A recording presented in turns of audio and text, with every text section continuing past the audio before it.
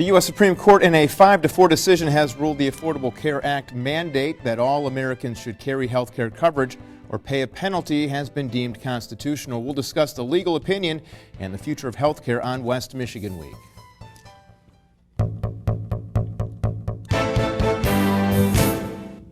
And thank you for joining us on West Michigan Week. On the panel, Carol Valade, Grand Rapids Business Journal. Thank you for joining us.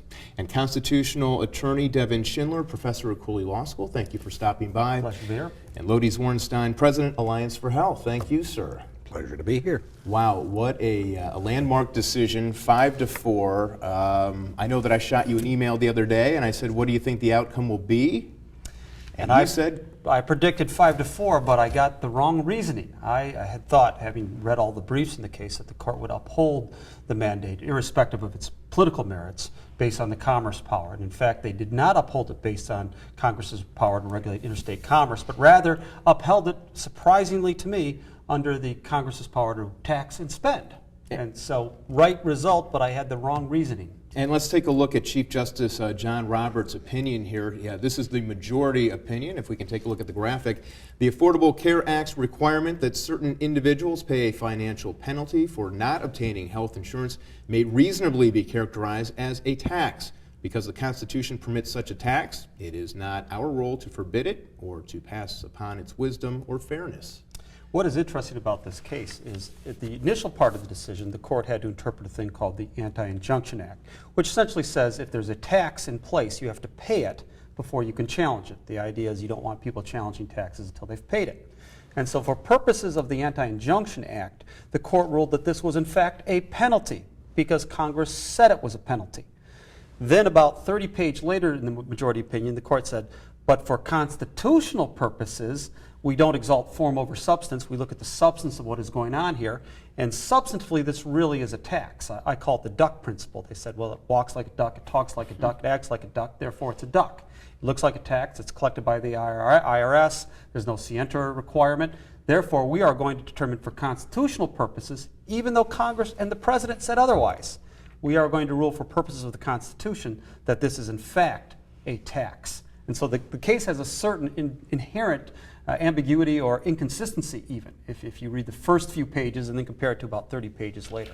We were having an interesting discussion about Chief Justice Roberts before the program actually started, and I thought that your characterization of him was very interesting, to recall the confirmation hearings and his ability to really push on all things that are constitutional. In many ways, his hearings where the Senate gave its advice and consent, proved him essentially to the Supreme Court, are the textbook on the right way to do it. And essentially what he said during his confirmation hearings is, it is not my job to set the rules. That, in fact, is the job of the Constitution and, more importantly, the political branches, the President and Congress. I just call the balls and strikes. This is reflected, this sort of theory, this constitutional theory is reflected in the opinion where very early on in the first couple of paragraphs he said, it is not the job of the court to second guess the decisions made by the political branch. Our job is only to decide whether they're constitutional. Or rephrased, it's not our job to save people from themselves.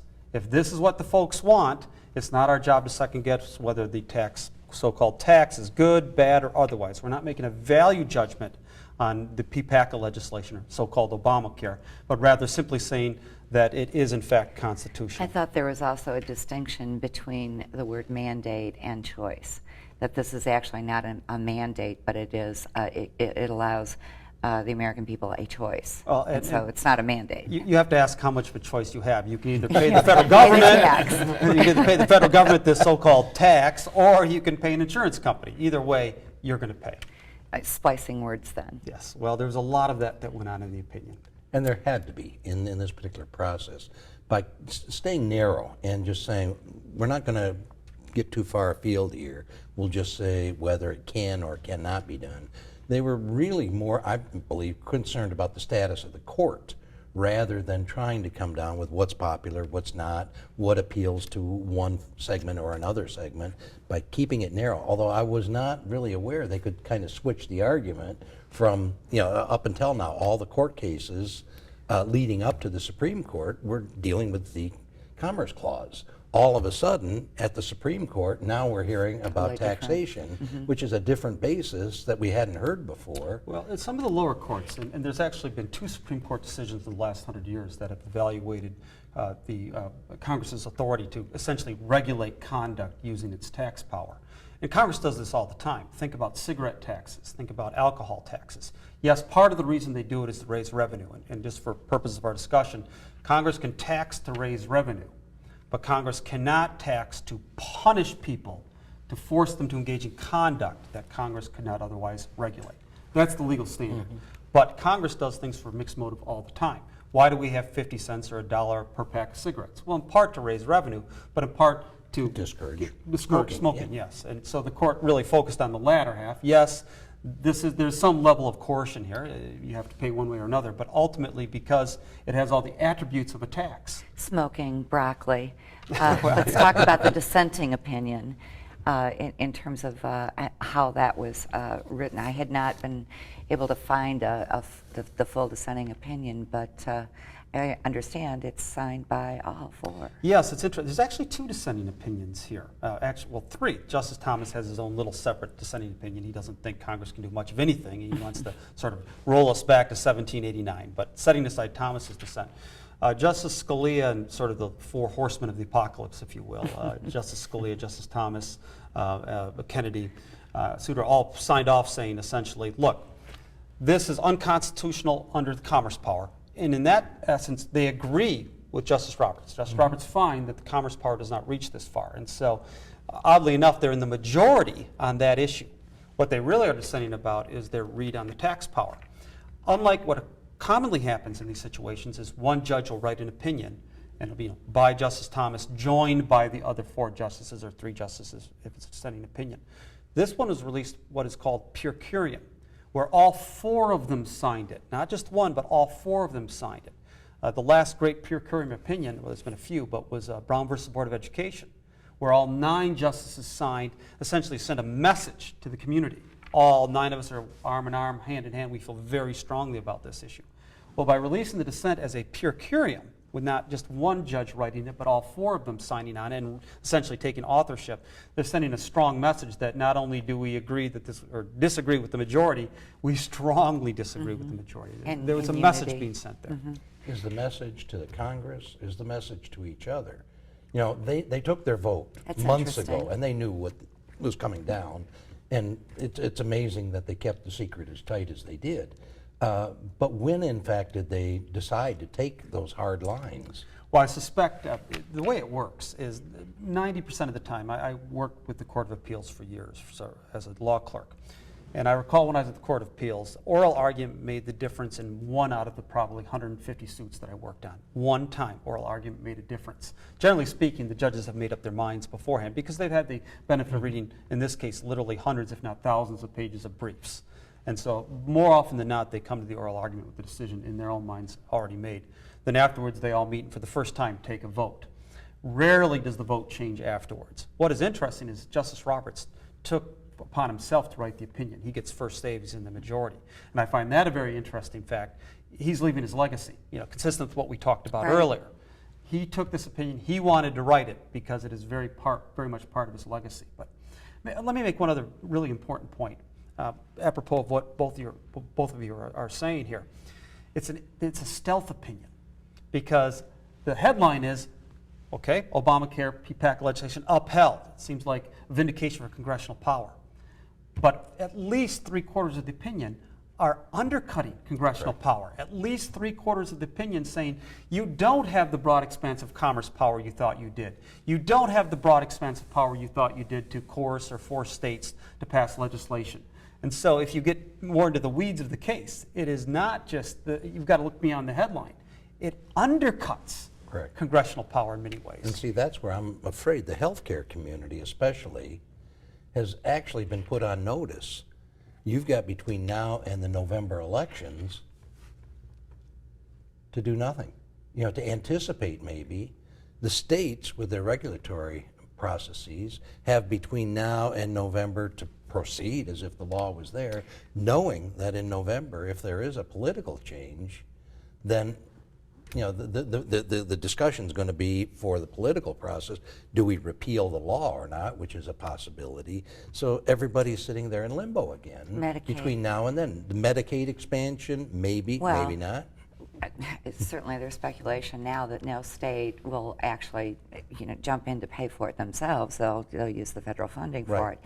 And that was certainly Snyder's take right out of the chute after the decision was announced. Maybe some level setting here. Yes. What we're talking about here is the one part of the opinion where Roberts Right. specifically came out and said Congress can't do this.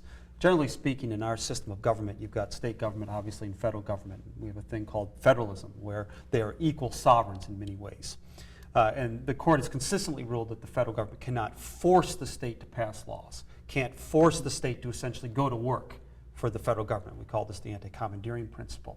And so what the federal government does is it bribes states. It says, if you do the following 5, 10 things, we'll give you hundreds of millions of dollars. If you pass these laws, we'll give you money to rebuild roads, whatever the case may be. Well, here what Congress did is it said, states run the Medicaid programs. States, you must increase coverage of Medicaid from essentially the poverty rate to 133% of the poverty rate and start covering males, unmarried males, and things of that nature, dramatically expanding by, I've read, as much as by 40% the number of people that qualify for Medicaid. And if you fail to do so, we are going to take all of your Medicaid money, 10% Right. of the There's budget. an opposite reaction too. Yeah. And the court goes struck away. that down, saying, no, this is nothing more. They didn't use this term, but essentially extorting the states to give away their political States' power. rights. On the Yeah. other hand, the states who have been faced with escalating Medicaid costs, as well as escalating costs for the benefits of their own employees, have been basically freaked out. If you expand by 33% the number of people, if it were a 33 or even 40%, which has been the general estimate, who's going to pay for it? The federal government said, well, we'll bribe you at first. We'll give you 100% of the cost difference by adding more people, but we'll roll that back over a couple years, and then you're stuck with our traditional roughly 50-50 split on Medicaid. It's normally been half federal, half state. Well, the states are looking at the increases in cost and saying, we can't afford that because it's crowding out education, prisons, The business every community other has been part. saying that for more than a decade. The business with community's double-digit been- increases yeah. every single year, consecutive years. And that's so- where the law itself even had a huge flaw. You had coverage being the discussion point. You also had a couple inducements that's really more related to coverage, mandating that kids could stay on policies to age 26 and so on. That's all coverage. It never got to the point of what are you covering, at what cost. And the fact of the matter is, without cost containment, and there is very precious little of that going on, if you've got increases, like here, we've seen hospitals, there's a public hearing in Grand Rapids a little while ago where Spectrum announced for the 7th year in a row 8% price increases just at the hospital. You've got insurers passing on 25, 30% premium increases to employers. You can't sustain that. You got a state budget which is based on people presenting under Medicaid in need, and you got the state employees as well. Who's going to pay for these increases? It crowds out just about every other area of discretionary funding, and people are freaked. And yet the law, which talked about coverage, did not get into the cost side of it to any extent that could allow anyone to feel good. We'll take a quick break, and when we come back, Lodi will have the answers back. to where that money will come from in just 1 minute.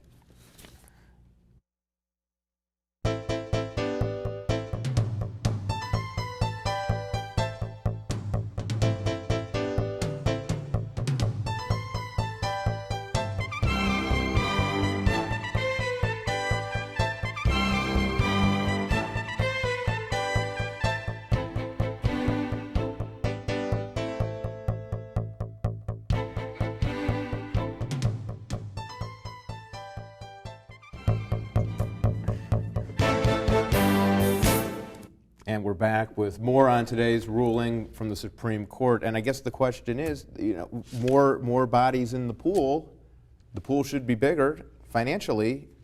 Is that the case? You're saying that the numbers really don't add up. Well, they with haven't to coverage. date. The problem is you're going to put more money into the pool by applying the widow's mite. Those who can afford to pay would be expected to pay some. But in reality, the inducements for not getting in the pool are pretty good.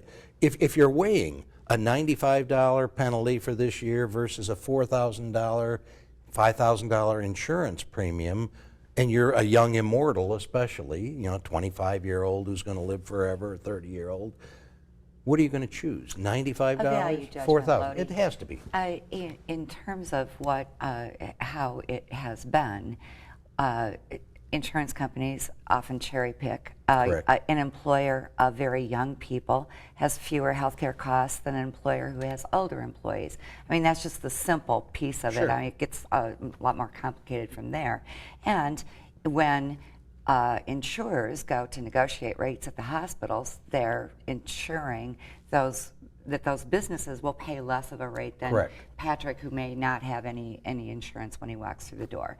And particularly coming out of the recession, there are far fewer people in the workforce or with jobs and having health care. So make a value judgment. What's better? Right now, you can't do that because there's a couple realities. Under the current old system, there are many people who don't have coverage. Under the old system, there are many people who have coverage who can't afford a healthcare episode. The phrase, you're one hospitalization away from bankruptcy, is true, even if you're insured. A majority of the bankruptcies with health reasons for it are people who are insured, but they can't afford the copays and the deductibles, and they will go into bankruptcy for that. And the other part, you have people who aren't insured, you've got people who are insured who will be bankrupt, and you got the other truism, no matter what the state or the federal government does, people locally will get sick and will need care. All care is local, and the laws really, they can help in terms of who pays and how they pay, but it's going to end up to be a local situation for coverage. Here's my concern, though, on the payment issue, to address your question. This is a hidden tax on young, healthy people. Correct. At the Well, end of the because, day, right, the pool has just been widened to include healthy and elderly all People in who one. might have opted out. if they So could. you're saying they're going to pay the greater amount, and you're amortizing that over a lifetime then? I think so, absolutely. I mean, among other things, we have sort of a new health conscious, notwithstanding the fact that obesity numbers are high. When I was a young man, everybody smoked. I mean, that was just the nature of the beast. But setting aside sort of health trends, the fact of the matter is, this particular law places the burden on the young and healthy would normally go without insurance, and by and large would not need insurance, making them subsidize folks that are in their 50s or 60s, and I'm now in that category just recently, who have not perhaps had the healthiest of lifestyles. So I'm not saying I have a definite solution to this, but it seems like we are placing an undue burden, if you will, on folks that are just getting started out, don't have the high-paying jobs, don't have the long career paths. Social Security. Well, That's exactly my point. We already do it once for Social Security, and now we're going to do it again for health care? How is that fair to the youngest folks of our, I teach young folks. How is it fair to my students that are 25, 26, 27, just starting their careers, can no longer be covered by their, parents' insurance? They're paying a disproportionate amount. He's rocking. Well, actually, though, there was some debate that related to that, and as far as the majority of the American public is concerned, they were cheated out of it. And that was a debate in the legislation itself about rate bands. But because everything was focused elsewhere, we don't like the administration, we do like the administration, people need coverage, they don't need coverage, some of the discussions went completely unnoticed, rate bands being one. A rate band in insurance terms is just the distance between the highest premium and the lowest premium. Highest premiums generally go to the users, and that generally tends to be the older population. If you have a wide rate band, the older will pay more, the younger will pay a lot less. ARP and others were very successful because they joined the discussion, which others did not because they took a hike. We're going to hold our breath until we turn blue because we don't like the law. But Congress adopted even provisions that allowed a very narrow rate band, so rates for the elderly came down, but for the younger people, they'd be much higher. But we didn't even see the discussion because everybody was focused elsewhere. It's interesting talking about the age. It seems like yesterday when I was 20. So time goes by quickly, and we all need health care at some point. time. What I find interesting are the estimated numbers. 50 million Americans without insurance currently under the new provisions. It looks as though an estimated 30 million will be insured, but there's this 20 million of undocumented persons in the United States. How do you make up for that cost? First off, I'm not sure that, putting the undocumented term does anything more than inflame people. There are many people, you say that, and all of a sudden, oh, that can't be. We don't want that, we shouldn't have to pay, and so on. Healthcare It's not all. Healthcare is not going broke because of undocumented No, aliens. they never It's I'm have just been. saying as far as the pool goes. I mean, But the the pool- estimate is 50 million people in the pool, when really it's... I question right now whether 30 million would be a take-up, because that includes the Medicaid expansion, which I'm now wondering if the states will do. The other thing is, that includes the assumption that people will take up insurance. And I really question if a 30-year-old would pay $95 a year in penalty or $5,000 for premiums. I'm wondering Well, it's not what's $90 gonna a happen. penalty. It's a minimum of $650, and depending on income and things of Well, that nature, it yeah, could but go that's all after the a way couple years. Well, it could go all the way up to Right. $2250 early on. So it's not a small penalty after a few years. But compared to the cost of shelling out of pocket? Yeah. And you're saying the corporate leaders you've spoken with, they're split on this right now. Well, there certainly has been a demonstration in the region that was actively opposed to the Portable Act, the Portable Care Act. There are others. The Chamber of Commerce, for instance, has been adamantly opposed to it. The National Federation of Independent Businesses, the group taking this to the court or seeing that it got to the court. But there are others like Main Street Alliance, the Independent Business Alliance, the Small Business Alliance, who all say they are the employers of under 50, and were very supportive of this. Saw that as a way to perhaps offer their employees the care and the insurance coverage that they didn't have. For those who don't like big government involvement in healthcare, though, this is a time where you really have to do a gut check. If you drop insurance, that doesn't mean people aren't going to have coverage. They're going to have coverage through cost shifting and through taxes and other types of forms. Cost shifting is a Cost shifting from those who have to those who don't have, but in effect, the more people that are involved in the cost shifting and the more expense then that gets loaded on to those who do pay, you're going to see people screaming for that single payer to sort it all out and get rid of it. So I've called some of this the last gasp of the free enterprise system. If people keep the insurances, if employers drop them left and right, we will end up with a national solution based on the amount of screaming you're going to hear. We can't afford not to.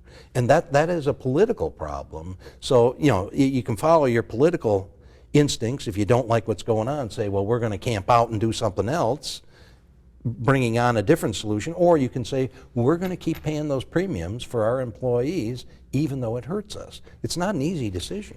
They always say follow the money. yeah. Health insurance stocks. It went up today. Yeah, it was a real mix immediately following the news. It's certainly those corporations that own hospitals skyrocketed to new fame, but the Humanas of the world were all going down, taking a little bit of a plunge. But there are private And so insurers. is pharmacy. But Private insurers have been investing in doing their own health insurance exchanges rather than waiting for the states. They'll put out the information. and Michigan has begun in that process as well. But Lodi, what is the healthcare as a portion of the GDP? Is it over 20% at this point? It's about 20 now. It's Between 20 18 and 20 depending on 20%, states. which has more than doubled Yeah. in the time that It was we've 6% been when I talking started the about planning this. business. I had hair So- then too, though. And what people don't often understand is the reasons for those costs. I don't know that anyone really understands it. Everybody in your perspective, with the wide range of services that you cover and are part of, is there any one scapegoat? Are there several? We are our own victims by virtue of our appetite. Our system can provide far more services Are you than we running for need. office? I can't. I have to have a little shorter name to be able to do that.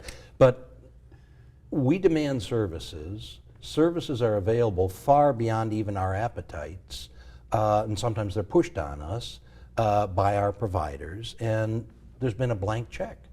up until now. I've said for years that solving the healthcare crisis is the easiest thing in the world. You either pay doctors less, which means you'll have fewer A single physicians. payer could do that. You'll have fewer physicians, and so there's a pushback there.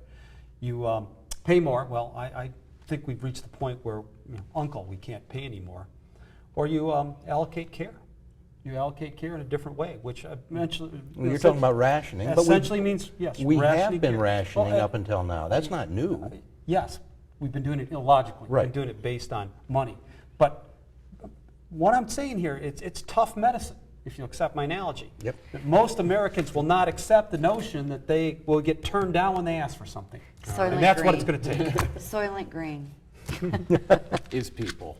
Carol Valet, Grand you, Rapids Patrick. Business Journal, thank you for joining us. Constitutional attorney, Devin Schindler, Cooley Law School, and Lodi's Warrenstein, president of the Alliance for Health. Thank you all for joining us. And thank you for being here this week. We'll see you next week on West Michigan Week.